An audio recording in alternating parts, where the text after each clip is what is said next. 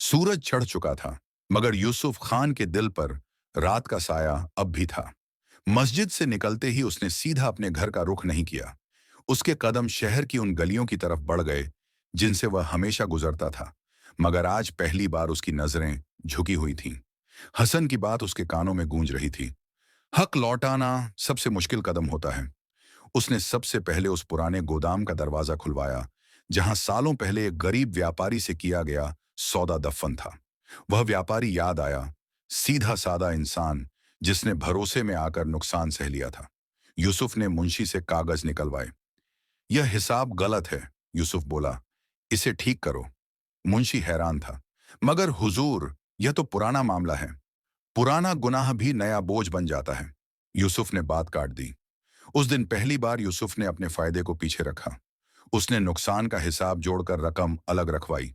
फिर पूछा, वह आदमी जिंदा है? हाँ, जवाब मिला। शहर के बाहर रहता है। यूसुफ ने बिना देर किए वहां जाने का हुक्म दिया। जब वह उस गरीब व्यापारी के सामने खड़ा हुआ तो उसके शब्द लड़खड़ा गए। मैं तुम्हारा कसूरवार हूं, यूसुफ ने कहा। मैंने तुम्हारा हक मारा था। वह आदमी अवाक रह गया।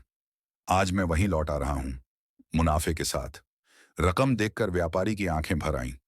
मुझे यह उम्मीद नहीं थी, उसने कहा। यूसुफ ने सिर झुका लिया। मुझे भी नहीं थी, वह बोला, मगर अब यह जरूरी था। यह एक शुरुआत थी, अंत नहीं। यूसुफ पूरे दिन शहर में घूमता रहा। कहीं उसने माफी मांगी, कहीं चुपचाप हक लौटाया। हर जगह उसका घमंड थोड़ा थोड़ा टूटता गया। जिन लोगों के सामने वह कभी सिर ऊंचा रखता था, आज उन्हीं के सामने झुका खड़ा था। शाम तक उसका जिस्म थक चुका था, मगर दिल में अजीब सा सुकून उतरने लगा था। वह जानता था कि अभी बहुत कुछ बाकी है, मगर पहला कदम उठ चुका है। रात को वह फिर मस्जिद पहुंचा। हसन अपने टाट पर बैठा था। यूसुफ ने कहा, मैंने शुरुआत कर दी है। हसन ने मुस्कुराकर बस इतना कहा, जब इंसान झुकता है तभी दिल उठता है। यूसुफ ने आसमान की तरफ देखा। आज उसे लगा जैसे बोझ हल्का हो गया हो, मगर उसे यह भी समझ आ गया था कि असली इम्तिहान अभी बाकी है। उस रात यूसुफ खान अपने घर पहुंचा तो बदन थका हुआ था, मगर नींद फिर भी दूर थी। दिन भर जिन लोगों से उसने माफी मांगी थी, जिन नजरों से वह गुजरा था, सब आंखों के सामने घूम रहा था। मगर इस बार बेचैनी के साथ एक अजीब सा हल्कापन भी था, जैसे दिल ने पहली बार सांस ली हो। आधी रात के करीब उसकी आंख खुल गई। बाहर सन्नाटा था। शहर सो रहा था, मगर यूसुफ के दिल में हलचल थी। उसे हसन की बात याद आई, जब इंसान झुकता है तभी दिल उठता है। वह चुपचाप उठा, वुजू किया और कमरे के एक कोने में खड़ा हो गया। यह उसकी जिंदगी की पहली सच्ची तहज्जुद थी। बिना दिखावे, बिना डर के, सिर्फ जरूरत के साथ। सजदे में उसका माथा देर तक जमीन से लगा रहा। शब्द नहीं निकल रहे थे, बस आंसू बह रहे थे। ऐ अल्लाह, वह दिल ही दिल में बोला, अगर तू मुझे बदलना चाहता है तो पूरी तरह बदल दे। उसने कोई दौलत नहीं मांगी, कोई रुतबा नहीं, बस यह दुआ कि उसे सही और गलत में फर्क समझ में आता रहे। तहज्जुद के बाद वह देर तक बैठा रहा। दिल में एक सुकून उतर चुका था, मगर सुबह के साथ ही एक नई कसौटी सामने आने वाली थी, जिसका उसे अंदाजा नहीं था। अगले दिन दोपहर के वक्त उसके पास एक बड़ा सौदा आया। ऐसा सौदा जो उसकी पूरी की पूरी कमाई कई गुना बढ़ा सकता था। बस शर्त वही पुरानी थी, कागज में थोड़ी सी हेरा फेरी। मुंशी ने धीमे से कहा, हुजूर, इसमें किसी का नुकसान नजर नहीं आता, बस थोड़ा सा खेल है। यूसुफ ने कागज हाथ में लिया। कुछ दिन पहले तक वह बिना सोचे दस्तखत कर देता, मगर आज उसके हाथ रुक गए। उसे याद आया, रात का सजदा, आंसू और वह दुआ। उसने कागज वापस रख दिए। नहीं, उसने साफ कहा, अब नहीं। मुंशी चौंक गया।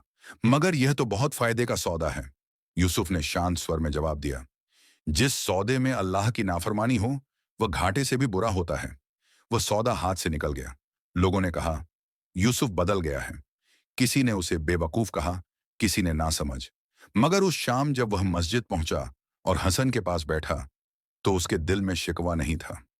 आज एक इम्तिहान था, यूसुफ ने कहा। हसन ने सिर हिलाया।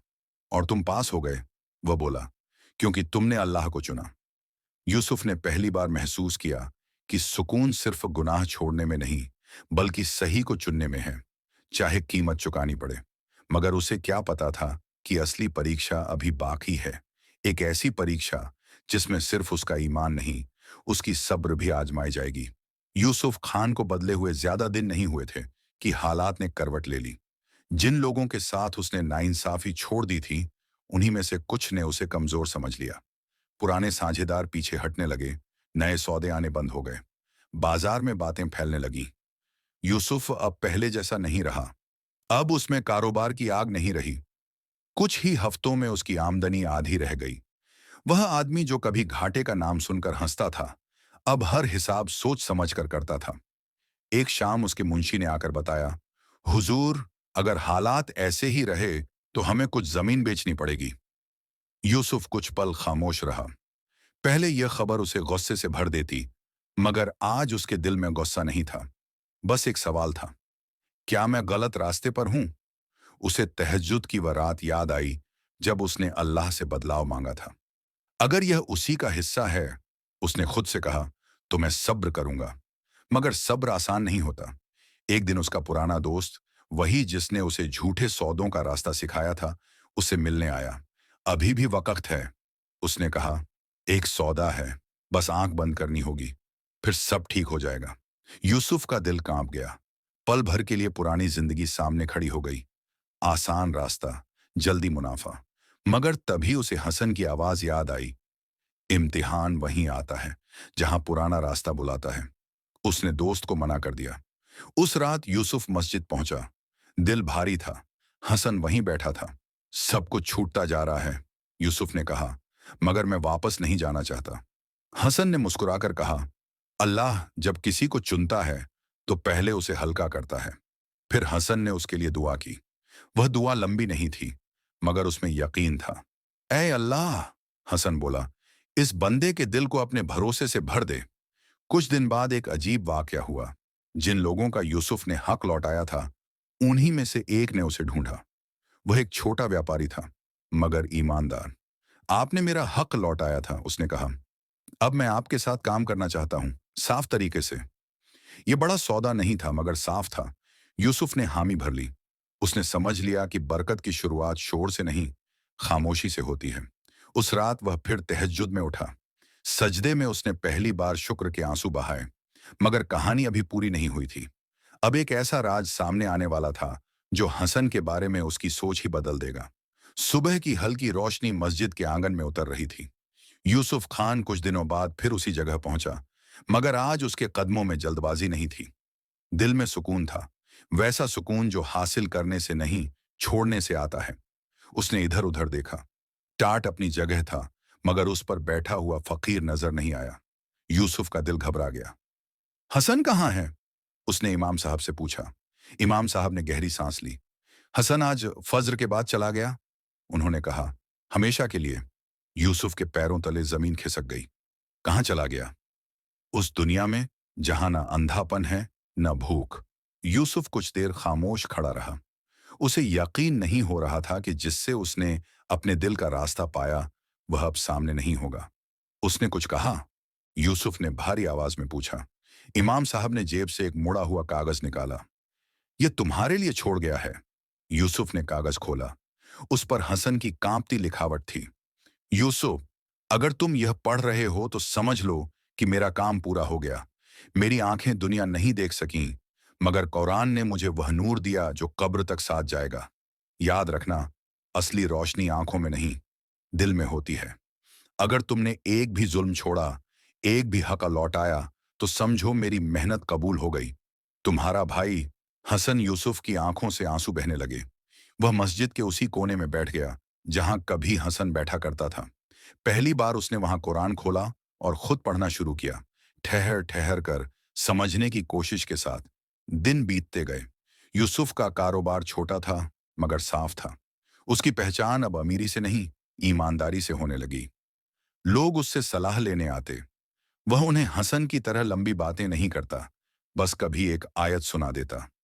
कुछ साल बाद एक अंधा बच्चा मस्जिद के बाहर बैठा मिला।